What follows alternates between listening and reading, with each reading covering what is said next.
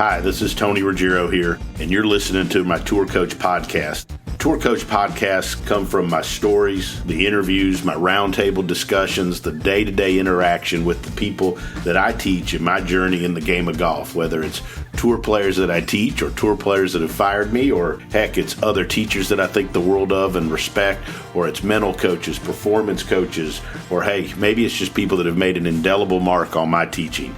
Whatever it is, I hope this helps you learn more about the playing, the teaching, or enjoying the great game of golf. I sure as heck have fun doing this. I hope you all enjoy listening to it. We've got great sponsors. We've always got great guests. And one thing that we for sure do here on the Tour Coach is we keep it real. None of this is scripted. This is just authentic. This is the discussions and the day-to-day interactions that we have as the dew sweepers and teaching and trying to help all of you play better golf. And look, if you enjoy our instruction and you're somebody wanting to get better, why don't you come see us and get help for your game with our world-famous retreats, which are going to be at Old Palm Golf Club in Palm Beach Gardens with my good friends Mark Hackett, Dan Terleski, Colby Tuyek, Dr. Greg Carton, and a host of many, many more. Or you can come see me at my studio in Mobile, Alabama, or at the Preserve Golf Club. And remember, everything you need to play better golf is always going to be available for you at dewsweepersgolf.com. You can find out where I am and how to be on a podcast if you go there. Enjoy this edition of the Tour Coach.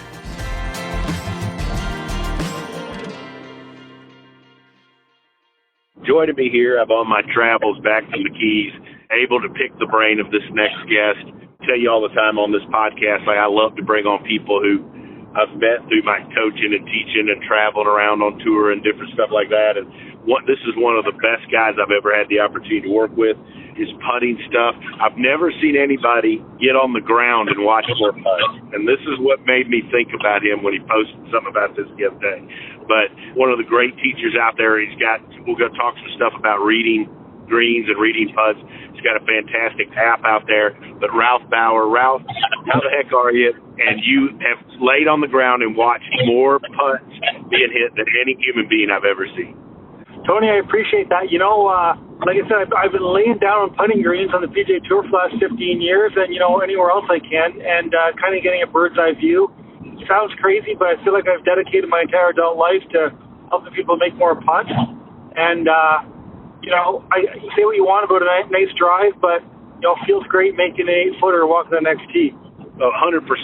How did you get to being so involved in putting? Okay, over time, I've kind of it didn't start that way, but I kind of became more of a full swing guy and a coach. How did all this happen? So, like yourself, I was on tour for a long time and, just trying to, help people play better golf, right? And, if you think about a sports psych, nobody's going to call their sports psych because they're not hitting their 5-iron well, right? But they are going to call their sports psych, if they're not putting well, right? So I've always just tried to do the best I could to help people, score as well as possible. And for me, that's basically just helping with their putting. Interesting. Now let's talk about, I'd like to pick your brain on this. So when you go to work with a good player, a tour player, and you're wanting to help them putt better, what are the first things that you look for, and where is your go-to to start with somebody as a putter to improve their putting? If I could have one kind of main thing I'd like to, if somebody was genuinely interested in making more putts, which, most people are, I feel like the big thing for them would be if they miss a putt, rather than defaulting to the fact they think they pushed or pulled it, if they could default to the fact that they misread it, right? So let's say you've got a 10-footer right to left, you miss it on the low side, you hit it the proper speed, but it misses on the low side. 99% of the population is going to think they pulled it. When, for the most part, what happened is they underread it. Now they think they pulled this putt. Now they get a right to lefter on the next hole, right? Now they're going to be trying to think about, their ball position, changing their mechanics, probably trying to push it out more, and then they're going to miss on the other side. So they're just in this paradigm of, thinking they pushed or pulled, they're going to go around the entire whole course thinking, hey, I pushed this one, I pulled that one, I pushed this one, I pushed that one. When the reality is, most missed putts with proper speed are from misreads. Really? Yeah. It's Now, is that across even recreational golfers? Is that even recreational golfers, like, somebody that, a 15 handicapper? So a 15 handicapper, first of all, let's go back to tour players. The overwhelming majority of their putts within 1 degree, like over 90% of their putts are going to be started within 1 degree of their start line. That means their 10-footer should go in, right? But the 10-foot make percentage on the PGA Tour is 42%. So the difference there really is green reading. Now, if you take a 15 handicapper, they're not going to be able to start 90% of their putts, within 1 degree, but it's way over 50%. Right? Yeah. And then, but if they're stuck in this paradigm where they get to the first hole, they guess at a read, probably aren't going to be correct, they miss it low or high, they think they pushed or pulled it, they go to the next hole, it's no wonder people don't get better at putting. What made me think of doing this with you, amongst others, we've talked about on tour a couple of times about doing this, but there's an great old teacher in Atlanta who was a big influence on me, Tom Ness, and I remember one time I asked him something about getting, a putting teacher, and he said it goes back this far and through this far, how hard can it be, right?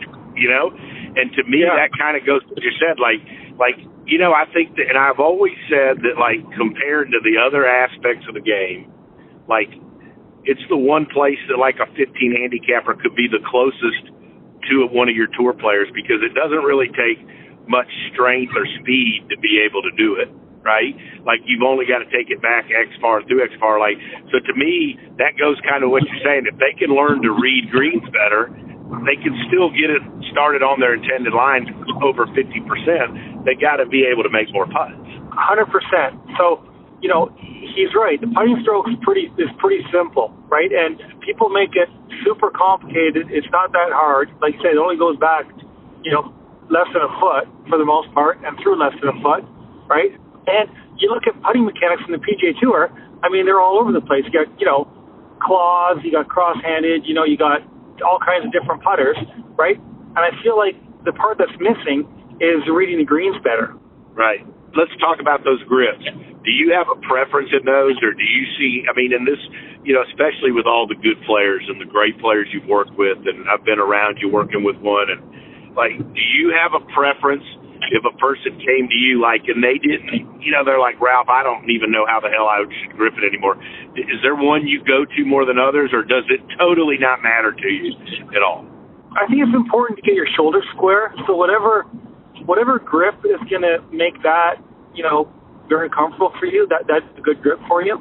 I feel like I call it the engine of our stroke. Yeah. I feel like the engine of our stroke is going to be getting your shoulders square and then having your shoulders open and close, on a mirror image of each other. So whatever grip you have, that's going to accommodate that or allow for you to have a square shoulder, square shoulders at a dress, right? That's going to be the grip that's going to be for you. Okay, I love that. All right, so now let's go into more. So Ralph, we've known each other a while. One of the reasons I love doing these things, just like I did the radio, is I get the opportunity to pick the brains of people that are way smarter than me, right? And, so some of this is for me, but, like, I've always felt like with, golfers, like, if you could help them get their speed better, they would read greens better. Like, to me, is that accurate? Like, to me, these folks that don't know how to read them, and they don't read them very well, but they don't hit them the same speeds. They don't even have a grasp at how hard they're trying to get it to make putts. Is that pretty accurate? Yeah, that's pretty accurate. Like, it's amazing. You'll take somebody who speeds off, and you'll say, well, let's take it and roll the ball just with your hand, like you're bowling. Let's roll it. And they'll roll a 15-footer 15 feet past. I was like, well, maybe we need to work on that a little bit to get you, so we have some understanding of how hard to be rolling this golf ball, right? But right. I will say that a lot of times, let's go back to this scenario where you got this right to left 10-footer that I mentioned earlier. So you got a right to left 10-footer, you underread it, which is the average tour player is going to underread a right to left for about 15%. Like, if it's 10-inch break, they'll see about 8.5 inches. But so they've got this putt, they underread it. We kind of know we've underread it, and those are the ones we tend to hit hard. So those ones that we hammer past the hole are also ones that we tend to underread. We kind of instinctively know it, and we hit it hard trying to make up for that.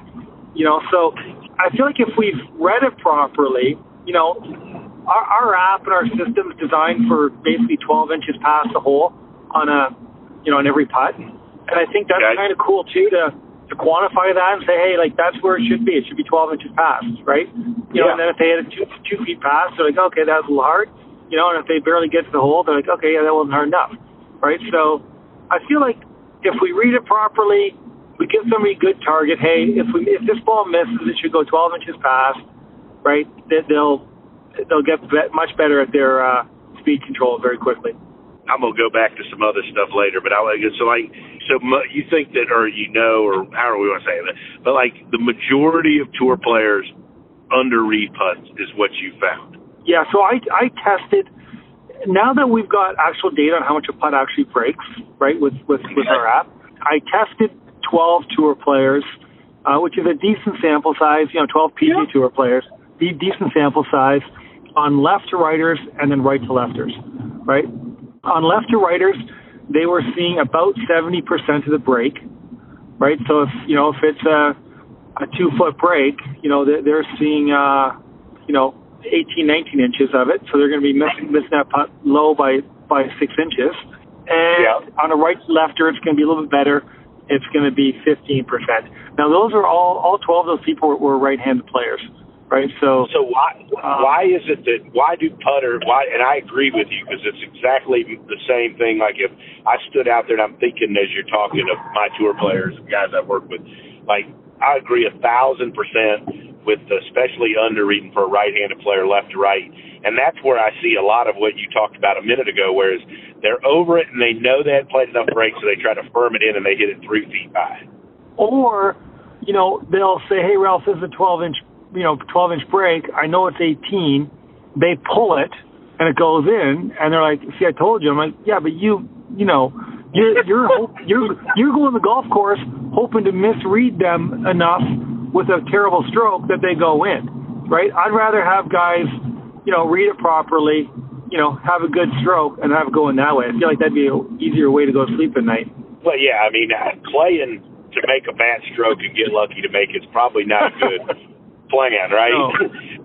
I can't say I've probably not gone out there a couple of times and hoped it worked out, but why do you think players so dramatically underread, like if you're a right-handed player, the left to right? Is there any reasoning behind that, or is that just the way it is? I think most right-handed players are better at right to left putts, right? And I feel like growing up, most people practice what they're good at, and I feel like growing up, they hit a lot more right to left putts, and they're just better at reading it. TPI said they did a study, and they said it takes about 8 years to become a world-class green reader. We've got a system now, Tony, which I believe trial and error takes a long time. Oh yeah, for sure. Imagine if me and you are trying to build a rocket and we're just trial and error and sending one up, it blows up, we start all over again. It'd take a while, right? But so now we've got a system where people can learn to read greens very, very well at a tour player level in a couple weeks, right? So, I mean, we live in an instant society, and I feel like if I said to somebody, hey, do you want to spend 8 years doing something, or do you want to spend 2 weeks doing it? For the most part, we get the answer with the 2 weeks. Even people playing for a living, if you said, hey, I got this thing going to make you a great green reader, but it's going to take 8 weeks, supposed to be like, I'll just take my chances doing something else. It's going to take 8 years. It's going to take 8 years, right? Not 8 weeks, 8 years. Yeah. Now the guys on tour though, and the ladies and high, they've already put most of those 8 years in. But that being said, when we put our app down on a putting green against a PGA Tour player, the app is undefeated, right? So we'll have them read it. I'll read it with the app, and then we'll get the perfect putter out and roll some balls down the trough. And, we're undefeated. It makes sense. I mean, how can human eye compete with, technology? Yeah. So how did you, let's start with the app. So I've seen you use it. I read all of your stuff that comes out about it. What led you to creating this app, and how did you figure? Ralph, I know you're smart, but how the hell did you figure this out? So, I guess, not to get too political here on you, but, I'm Canadian, and we had all these lockdowns. We done that. You know what I mean? So we had all these lockdowns up here. And, I had all these theories on green reading with charts and, levels. And I had theories on, I felt like nobody was addressing up and downhill component. Like people were trying to address, right to left, left to right. Anyways, so then I was giving a lesson to a friend of mine who's an engineer, and he's like, Ralph, green reading can't be this simple. I was like, yeah, it's not that hard. And he's like, hey, we should turn this into an app. We had some time on our hands.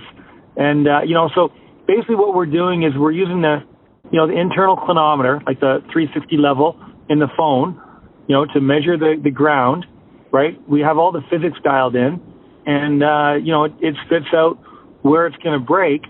And then, Tony, I'm not sure how much you spent with this. So it tells us where it's going to break. And then we've got ways to wean you off the app so that you're, having to guess yourself, make an educated guess, and then go ahead and do it, yourself.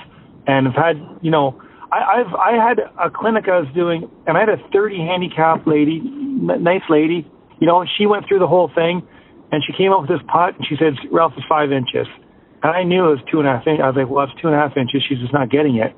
But we had to test her, so we rolled it, and she was right, and I was wrong. And she'd spent an hour with it, and hate to admit it, but she read that putt better than I did after an hour of working with the system. So it's pretty neat to be able to have. I've always felt bad when I had a student who just wanted to play better on the weekend and wanted to have some chance of reading the greens properly, and I really had no way of helping them do that. I had a few things I tried, but it was basically, like guessing. So now it's kind of cool that We've got something we can give to people. And, I've had tremendous, I started with tour players first, right?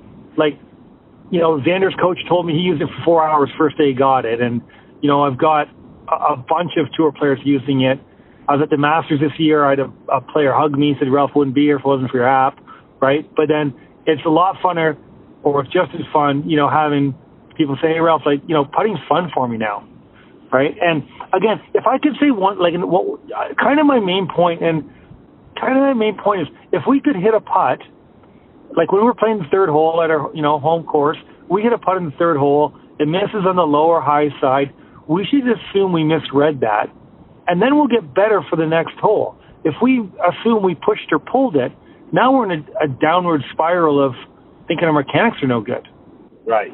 No, I like that. So explain how without giving away all your secrets or whatever, but this is great here's why I thought you would be a great guest. One, I think the information's fantastic and it can help any golfer.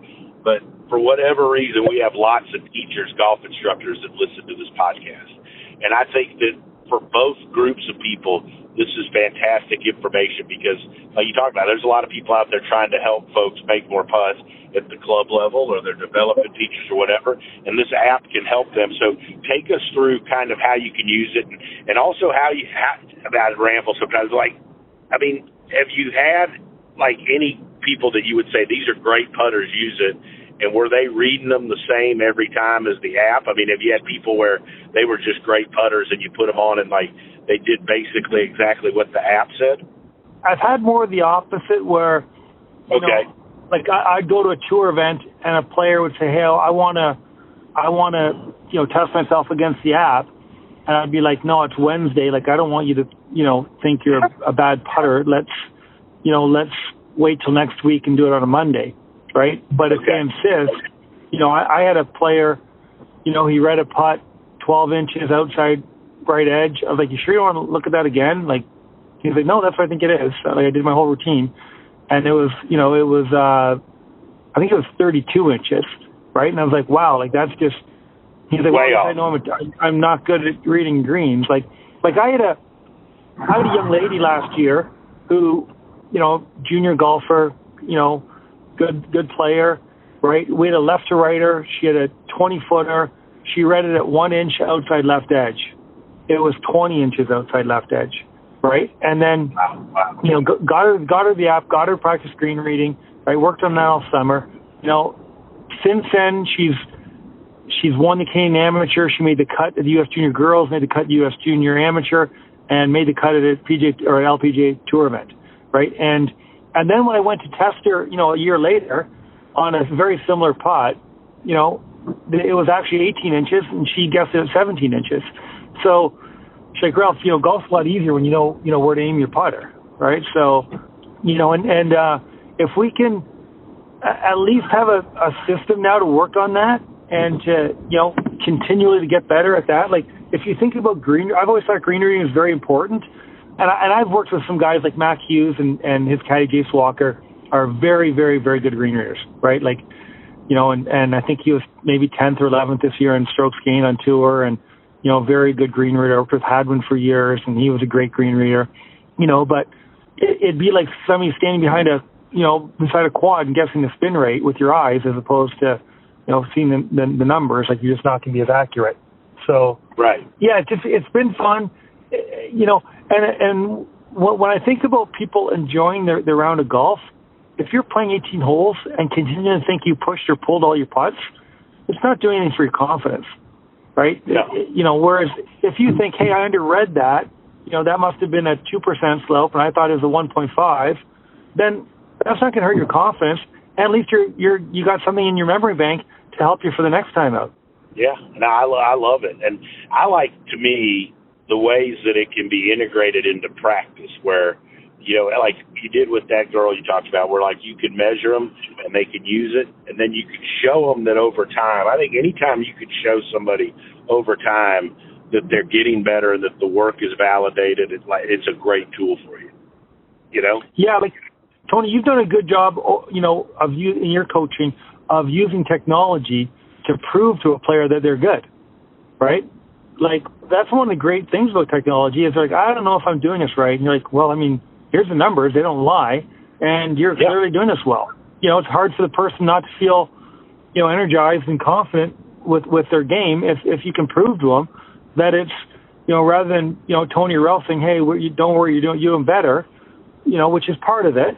But, boy, it's nice to be able to show them the numbers and say, look, it's clearly better. I agree. I think one of the main ways I use technology isn't as much for diagnosis, but to, like, prove, one, that they're better than they think, and to prove that what they're working on is the right thing, and that as the ball's getting better, they're doing more of or less or whatever it is that you're asking them to do, and being able to validate the plan that you've put in front of them as they go along. I don't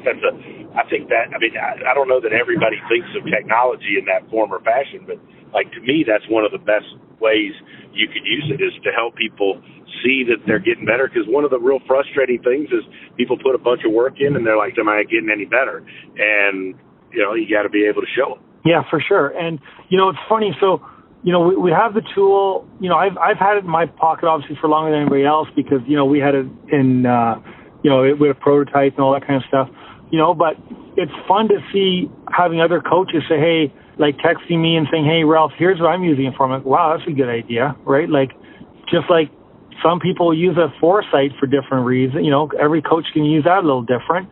You know, some people can use this a little different. But, you know, it's a great way to, you know, if green reading's important, you know, we weren't doing a very good job of having people practice that, you know, so this has been a lot of fun.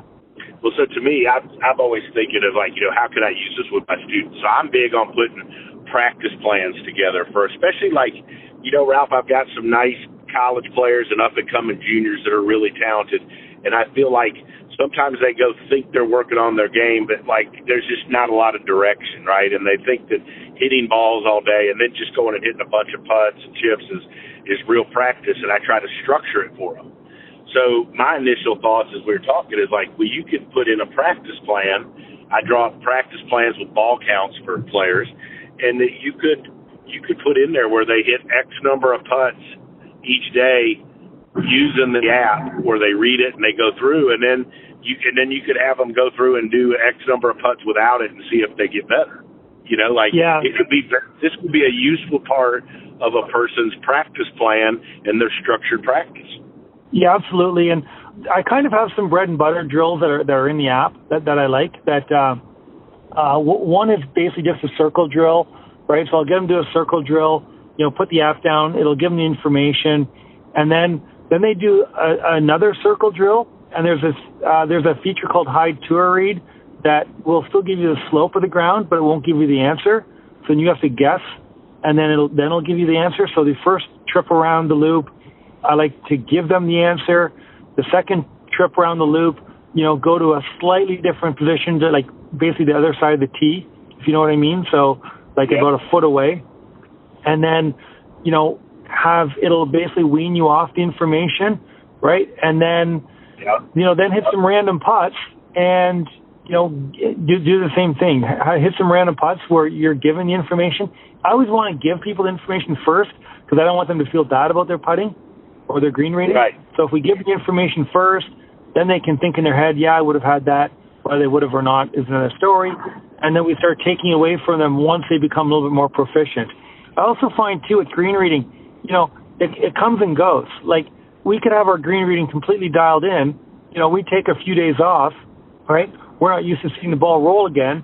We have to have a little refresher course every now and again on how much balls actually break on the greens. Well, it's kind of like you have to calibrate it each time after you've taken a break. Don't you think? Like calibrating your eyes and your brain once you've taken some time off. Yeah, calibrate's a perfect word. Yeah, like, you take some time off, or I've had, let's say it rains, the greens are a lot slower, so you're like, wow, like how much are these actually breaking, right? And then, you can tell exactly how much you're breaking on, or you go to a place that, we've all gone to a place, that are, greens are super fast, faster than we're used to, and, it's nice to be able to calibrate real quickly on the putting green, in 5-10 minutes, how much those putts are going to be breaking on that new green speed. Last question. Okay, this is a good one. What the heck? How did you get started getting down on the ground to watch putts and laying behind the putter? I remember that's the first time I ever saw you. I remember walking up with you, working with Lucas, and I was like, what the hell is this guy doing on the ground? And what, from all of those times laying on the ground watching putts, what's the biggest thing you've learned? So I was playing myself in the Canadian Amateur, and I was struggling with my alignment, and I had my caddy lay behind me and was telling me, where I was lined up. And we did that, and I shot a course record the next day, so it kind of, stuck with me. I thought, hey, you know what, let's, maybe there's something to this alignment. So, and then when I got into teaching, I was like, well, hey, it worked for me. I might as well help, my students with that. And the biggest thing I learned from watching, so many putts from tour players is, kind of what I said. They typically start the ball where they think. Like where they're lined up, they're very, very good at starting it there. And most missed putts are misreads, right? So before we had the app and the proof to show players, I'd lay behind them and they'd say, I pulled that. I'm like, no, you didn't pull that. That broke more than we thought. Let's aim another 2 inches out to the right. And then we'd aim another 2 inches to the right and go in, right? So, and if they'd argue with me, I'd say, look, I got a pretty good view down here. And, and that always ended the argument pretty quick. But, I just think golf would be a lot more fun and people would make a lot more putts if they practice their green reading. And, I'm going to give you a quick sales pitch here.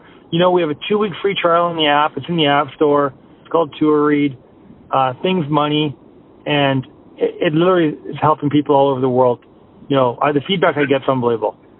So Tour Read is how you get the app. I think it's great, and I'm going to pick your brain off the air on some ways to use it more with my players and my elite students and stuff like that. But I think it's awesome, and I just wanted to pick your brain on that.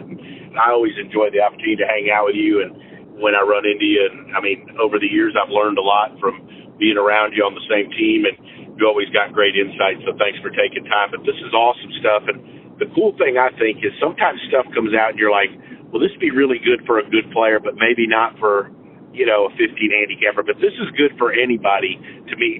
This can benefit anybody because it doesn't take strength, speed, so forth. This could help anybody's game.